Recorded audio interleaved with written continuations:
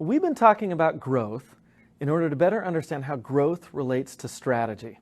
And I've been raising questions about the growth imperative. And the idea there is that just like other strategic choices and decisions, the decision to grow does not always yield the desirable results you're searching for. So growth doesn't always work out, just like lots of other strategic decisions that a business makes don't work out. And so I want to continue with that for a moment. And so there's a couple of key ideas. Let me talk about the first one here. And the first idea is that growth is not always imperative. I know it seems like that sometimes. And of course, businesses feel oftentimes this intense pressure to grow, and that pressure can be real, but it's easy to forget that that pressure is, in a way, sort of artificial, or at least it's exogenous. It's external to our strategic decisions within the firm. So just because there's pressure, that doesn't mean that strategically it's a good idea to grow.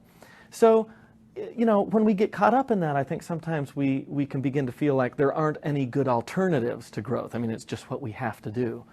But of course there are alternatives. And that's what I want to talk about here for a moment, is that there are alternatives to pursuing rapid growth. So for example, there are lots of successful, slow growth firms. And these aren't just small firms, there can be large firms as well. There are a lot of firms in the global marketplace that have been purposely pursuing a slower growth strategy, and that they are, in fact, very successful. So, what are examples of this? We might think of an example like Patagonia. Patagonia is an outdoor clothing manufacturer based in California in the United States, and they are very purposeful about not pursuing a rapid growth strategy. Patagonia is very happy to be doing what it does. It, of course, is happy to gain new customers and sell more of its coats and its hats and its products. But it's very clear about the fact that it is not a rapid growth kind of firm. It's a firm that's being very careful and methodical about how it grows, but it is still wildly successful. It's difficult to go almost anywhere around the world and not see, young people, college students, for example, wearing a Patagonia jacket with that logo on it. They're very popular, and it's a firm that's been very successful, but it's a firm that has pursued a slow growth strategy. And there are lots of other examples of firms who do that, but I just wanted to make the point that it's possible to be a successful slow growth firm. Okay, what's another case in which we might not pursue wild and rapid growth? This can be common among new ventures. So as an entrepreneur, if you're starting a new business, yes, you might want to grow at least to the extent that you've grown out of your garage, right, where maybe you started your business. But there are lots of new ventures who run into trouble and fail in the big growth phase. That's a very risky and potentially deadly time for new ventures. That's a time when many, if not most new ventures fail and disappear, is when they're in this, rapid growth phase, right? And so, in fact, because of that, there are a lot of new ventures and entrepreneurs that, in fact, decide they don't want to pursue that rapid growth, big growth phase, right? I myself was a director of finance at a small privately held startup. We did custom software consulting largely, and very successful firm, very well-managed firm, and there was no ambition to experience this rapid growth, but rather we were content to sort of conservatively grow within our means and try to grow our business in a way that was relatively slow and methodical and purposeful and not sort of rapid or out of control. So new ventures, I think, oftentimes might pursue a slower growth strategy.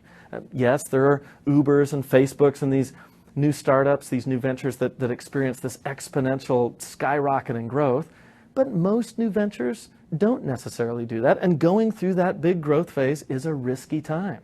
So many new ventures might simply be content to be at a smaller scope and stay there. What's another example? We might think of what we would describe as niche market firms. So firms that operate a particular niche that structurally it does not lend itself to a lot of growth, and yet they might be successful in that niche, right? So we might think of these as being lifestyle companies, but that's not all we're talking about. I think there are businesses that, in fact, operate in a particular geographic setting. For example, it might just be, it might offer just a structural limit to growth that is perfectly fine with that particular firm. So what do I mean? Let me illustrate with a couple of examples. If you were to come visit me at the Darden School at the University of Virginia. You would visit me in this nice little college town that we're situated in Central Virginia. Charlottesville's a nice place to live. It's a relatively quiet, somewhat isolated college town.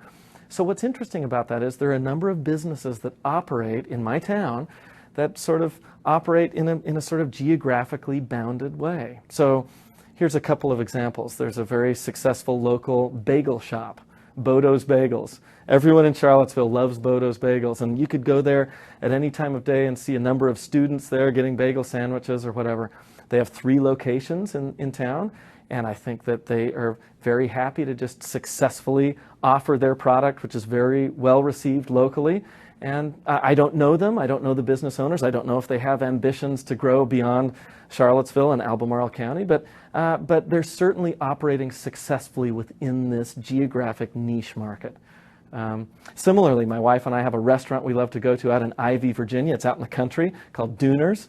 It's very fine food. I would highly recommend it. But it's the kind of restaurant where you can't get a reservation. You just have to show up. It's first come, first serve. It's always busy, and the food is spectacular.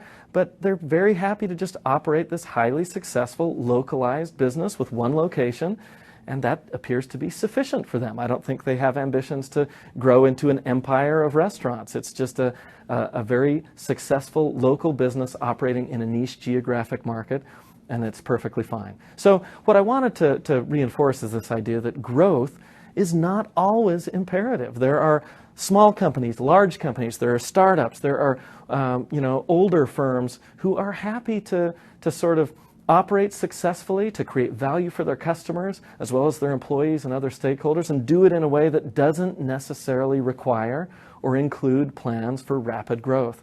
And that's okay. Lots of ways to be successful, and growth isn't a necessary element of business success per se.